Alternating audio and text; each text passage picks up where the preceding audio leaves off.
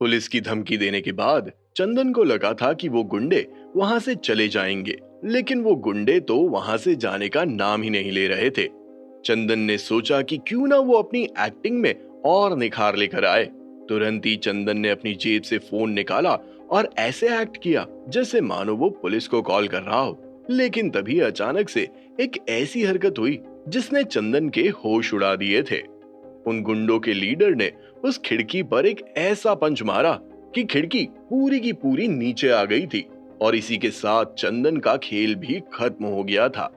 खिड़की के नीचे आने से अब वो गुंडे आसानी से सिक्योरिटी रूम में जा सकते थे और चंदन को पकड़ सकते थे। इससे पहले कि चंदन वहां से भागने का सोच पाता, धड़ धड़ करते हुए 2 से 3 गुंडे उसके कमरे में पहुंच गए थे और उसके शरीर को पूरी तरह से दबोच लिया था। छोड़ो मुझे, मुझे जाने दो, मैंने कुछ भी नहीं किया है। ये बोलते हुए चंदन अपने आप को बचाने की मांग कर रहा था। शुरुआत में तो चंदन ने अपनी पूरी ताकत के साथ उन गुंडों से पीछा छुड़ाने की कोशिश की, लेकिन एक 50 साल का आदमी कब तक 3 गुंडों से अकेला लड़ सकता था। एक समय के बाद चंदन का शरीर ढीला पड़ गया था और उसे यकीन हो गया था कि अब वो उनकी पहुंच से नहीं निकल पाएगा। लेकिन चंदन का मुंह अभी भी लगातार चल रहा था। छोड़ दो मुझे, जाने दो। भले ही चंदन के मुंह से निकल रही आवाज बहुत ही धीमी थी, लेकिन उसके बाद भी वो उन गुंडों को आसानी से सुनाई दे सकती थी, क्योंकि सिक्योरिटी रूम बहुत छोटा था और आवाज के बाहर जाने के रास्ते भी कम थे। चंदन की बात सुनकर एक गुंडे ने तुरंत ही अपना मुंह खोलते हुए कहा, बुड्ढे, अगर तू चाहता है कि हम तुझे छोड़ दे, तुझे इस स्कूल के प्रिंसिपल को ढूंढने में हमारी मदद करनी होगी। जैसे ही उस गुंडे के मुंह से ये शब्द बाहर आए, वैसे ही चंदन ने तुरंत ही अपना हाथ हिलाते हुए कहा, मैं तो बस एक सिक्योरिटी गार्ड हूँ, मेरे पास में उस तरह की एबिलिटी कैसे हो सकती है? हमारे प्रिंसिपल इस बारे में सब कुछ जानते हैं। अगर उन्होंने कुछ सोचा होता तो अब तक वो खुद ही बाहर आ चुके होते।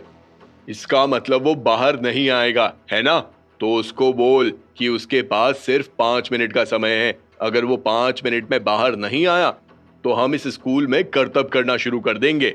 थियोरेटिकली हम स्कूल में मौजूद उन बच्चों को नुकसान नहीं पहुंचाना चाहते हैं, लेकिन तुम्हें पता है कि अगर नटराजन के पास आंखें हैं तो वो अनअवॉइडेबल इंजरीज को रोक सकता है, वरना जो भी होगा उसके लिए बहुत ही बुरा होगा। जैसे ही गुंडों के लीडर के मुंह से ये शब्द बाहर आए, वैसे ही चंदन को इस बात का एहसास हुआ कि सिचुएशन बहुत ही ज्यादा खराब हो गई है। इसी के साथ चंदन को इस बात का भी एहसास हुआ कि अगर उसने इस मैटर में अब कुछ नहीं किया तो ये गुंडे स्कूल के अंदर घुसकर बच्चों को भी नुकसान पहुंचा सकते हैं। ये सब सोचने के बाद चंदन ने बिना किसी झिझक के तुरंत ही प्रिंसिपल पी नटराजन को कॉल लगा दिया था। स्कूल के बाहर क्या हो रहा था उससे पी नटराजन को कोई मतलब ही नहीं था। वो तो क्लास 12th के बच्चों को मैथमेटिक्स के सम सॉल्व करवा रहे थे।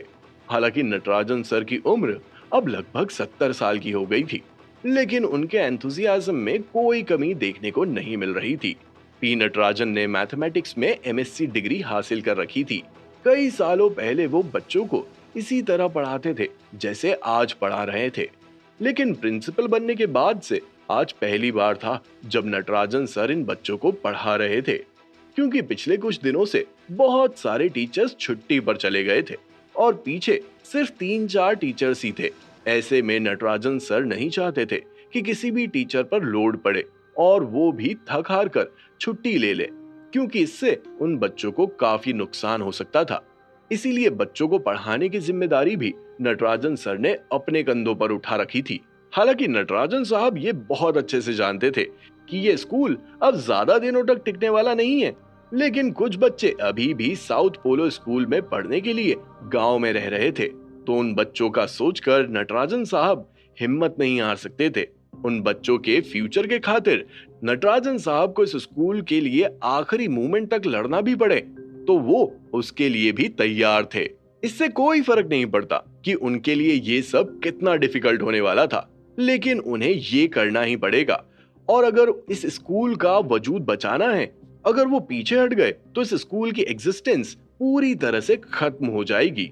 पुलकित, तुम परम्यूटेशन कॉम्बिनेशन का एग्जाम्पल 4 सॉल्व करोगे और नानेश, तुम डायरेक्टिव का क्वेश्चन नंबर 3 सॉल्व करोगे, ये दोनों ब्लैक बोर्ड पर सम सॉल्व करेंगे और बाकी के बच्चे जो लेफ्ट में बैठे हैं वो पुलकित वाला और जो राइट में बैठे हैं वो नानेश वाला सम सॉल्व करेंगे। सभी बच्चों को अच्छे से समझाते हुए जैसे ही नटराजन सर ने अपनी बात खत्म की, वैसे ही उनका फोन जोर जोर से बजने लगा था। फोन की आवाज सुनकर सभी बच्चों का ध्यान भटक गया था। ये देखकर तुरंत ही नटराजन सर ने कहा, सॉरी, मुझे ये कॉल उठाना ही होगा। और इसी के साथ वो थोड़ा साइड में चले गए और तुरंत ही अपनी जेब से फोन बाहर निकाला और एक नजर अपने मोबाइल की स्क्रीन पर डाली तो पाया कि वो कॉल चंदन की तरफ से आ रहा था, जो साउथ पोलो स्कूल का सिक्योरिटी गार्ड था। अपने फोन पर चंदन का कॉल आता हुआ देखकर नटराजन साहब एकाएक चौंक गए थे। चंदन के कॉल के आने का पर्पस वो अच्छी तरह से समझ गए थे। साथ ही साथ उन्हें ये भी समझ आ गया था कि इस समय कोई उसे बाहर परेशान कर रहा है। बाबू भाई का राइट हैंड 2 दिन पहले उनसे मिलने आया था और उस दिन जो कुछ भी हुआ उसके बाद नटराजन सर को पता था कि ऐसा दिन भी आएगा जब वो लोग उन्हें परेशान करेंगे। लेकिन क्या नटराजन साहब इस सब के लिए तैयार थे? आइए देखते हैं। नटराजन साहब ने तुरंत ही कॉल उठा लिया था। जैसे ही उन्होंने कॉल उठाया, उन्हें सामने से चंदन की आवाज सुनाई दी। चंदन तोते की तरह पट पट बोल रहा था, प्रिंसिपल साहब, यहाँ पर चीजें बिल्कुल भी अच्छी नहीं है। इन लोगों ने सिक्योरिटी रूम पर कब्जा कर लिया है। अगर आप जल्दी बाहर नहीं आए तो ये लोग कह रहे हैं कि ये अंदर आ जाएंगे और स्कूल की प्रॉपर्टी को पूरी तरह से डैमेज कर देंगे। प्लीज आप जल्दी से जल्दी बाहर आइए। चलिए, अब मुझे रखना होगा। जैसे ही चंदन के मुंह से ये शब्द बाहर आए, वैसे ही नटराजन साहब की सारी झिझक निकल चुकी थी। वो बिल्कुल भी नहीं चाहते थे कि वो गुंडे स्कूल प्रीमाइसिस में घुसे, क्योंकि उनके अंदर आने से बच्चों को साइकोलॉजिकल ट्रॉमा से गुजरना पड़ सकता था। इस बारे में सोचते हुए तुरंत ही नटराजन साहब ने कॉल कट किया और बच्चों की तरफ देखते हुए बोले, बच्चों, आप सभी अपना अपना सम सॉल्व करो। मुझे बाहर एक अर्जेंट काम आ गया है। मैं बस यूं गया और यूं आया, ठीक है? जैसे ही नटराजन साहब के मुंह से ये शब्द बाहर आए, वैसे ही सब बच्चों ने एक साथ यूनिटी दिखाते हुए ओके कहा। ये देखकर नटराजन साहब का चेहरा ग्रेटिफिकेशन से भर गया था। उन्हें ये बच्चे बहुत पसंद थे। हर बच्चे में उन्हें परिवार की एक उम्मीद नजर आती थी। कुछ भी हो जाए, उन्हें इन बच्चों को एक सेफ लर्निंग एनवायरनमेंट देने की जरूरत थी। क्लासरूम से बाहर निकलते ही नटराजन साहब के कदम स्कूल के मेन एंट्रेंस की तरफ बढ़ने लगे थे। जैसे ही पी नटराजन स्कूल के मेन एंट्रेंस पर पहुंचे, वैसे ही उनके होश उड़ गए थे जब उन्होंने अपने सामने 10 से भी ज्यादा हट्टे कट्टे मुस्टंडों को देखा। तभी अचानक उनके कान में एक आवाज आई, प्रिंसिपल साहब। और इसी के साथ नटराजन साहब का ध्यान उस सिक्योरिटी रूम की तरफ गया, जहां उन्होंने देखा कि 2 गुंडों ने बड़ी बेरहमी से चंदन को पकड़ा हुआ था। प्रिंसिपल साहब, जल्दी से यहाँ आइए और मुझे बचाइए। नटराजन साहब को देखकर चंदन की उम्मीद जाग गई थी। अपनी पूरी ताकत का इस्तेमाल करते हुए उसने नटराजन साहब से अपनी मदद की गुहार लगा दी थी। जैसे ही नटराजन साहब ने चंदन के मुंह से निकले शब्द सुने, वैसे ही उनके कदम तेजी से सिक्योरिटी रूम की तरफ बढ़े। नजदीक पहुंचते ही नटराजन साहब ने उन दोनों गुंडों से कहा, छोड़ दो इसे। ऑफ कोर्स, हमें तो इसे छोड़ना ही है प्रिंसिपल साहब। हम तो आपको ढूंढ रहे थे। ये आदमी तो हमारे किसी काम का नहीं है। अचानक से एक फेमिलियर आवाज आई और तुरंत ही नटराजन साहब ने देखा कि एक जवान लड़का जिसने गोल्ड रिम्ड सनग्लासेस लगा रखे हैं, वो मुस्कुराते हुए उनके सामने आकर खड़ा हो गया था। हालांकि वो लड़का मुस्कुरा जरूर रहा था, लेकिन उसकी मुस्कान के पीछे एक हसरत छुपी और उस हसरत को पी नटराजन अच्छे से समझ गए थे। गहरी आवाज में नटराजन साहब ने उस लड़के से पूछा, नटराजन साहब, आपको पता होना चाहिए कि मुझे आपसे क्या चाहिए। 2 दिन पहले क्या हमारी उस बारे में बात नहीं हुई थी? क्या आपको फिर से उस बारे में बात करनी है?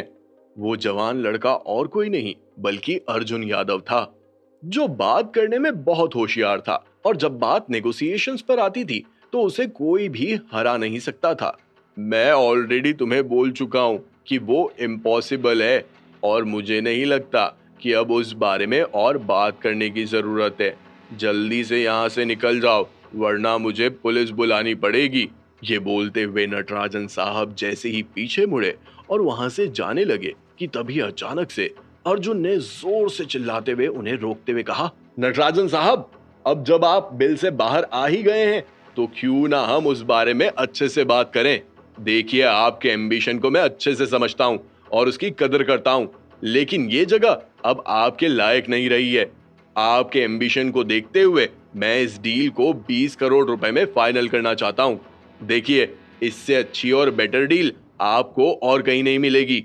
अगर आपको लगता है कि डील सही है तो आप 2 दिन के अंदर अंदर इस स्कूल को पूरी तरह से खाली करवा दीजिए, क्योंकि जब बुलडोजर चलेगा तो हम नहीं चाहते कि बच्चों के सामान का नुकसान हो। इसीलिए हम 2 दिन का एक्स्ट्रा टाइम भी दे रहे हैं। भूल जाओ 20 करोड़, अगर 40 करोड़ भी दोगे तो भी ये स्कूल यहाँ से कहीं नहीं हिलेगा। गुस्से से गदराते हुए नटराजन साहब ने अर्जुन को जवाब दे दिया था। अर्जुन यादव को ना सुनने की आदत नहीं थी।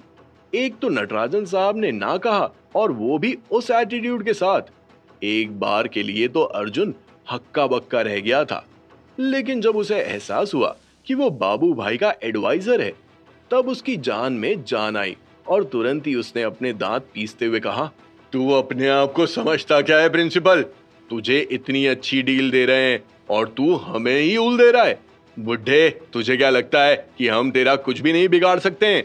भले ही अर्जुन यादव नटराजन साहब के सामने खड़ा था, लेकिन उन दोनों के बीच में स्कूल का दरवाजा था जो अर्जुन को नटराजन साहब के करीब जाने से रोक रहा था। लेकिन उन गुंडों के लिए नटराजन साहब तक पहुंचना बहुत आसान था, क्योंकि 2 गुंडे सिक्योरिटी रूम में पहुंच गए थे और वो वहां से आसानी से स्कूल में कूद सकते थे। इस पूरे प्लान को मन में संजोते हुए तुरंत ही अर्जुन ने उस सिक्योरिटी रूम में मौजूद उन गुंडों की ओर देखते हुए कहा, तुम लोग खड़े खड़े देख क्या रहे हो? तमाशा ओवर, खेल शुरू।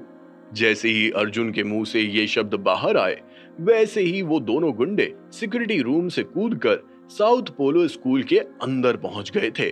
और इसी के साथ नटराजन साहब के लिए परेशानी और भी ज्यादा बढ़ती हुई दिखाई दे रही थी। साउथ पोलो स्कूल पर हमला करने से पहले अर्जुन को लगता था कि इस स्कूल का सिक्योरिटी स्टाफ काफी तगड़ा होगा, क्योंकि एक जमाने में बहुत तगड़ा हुआ करता था। लेकिन यहाँ आकर अर्जुन को पता चला कि इस स्कूल में तो सिर्फ एक ही सिक्योरिटी गार्ड है, और वो भी 50 साल का बूढ़ा।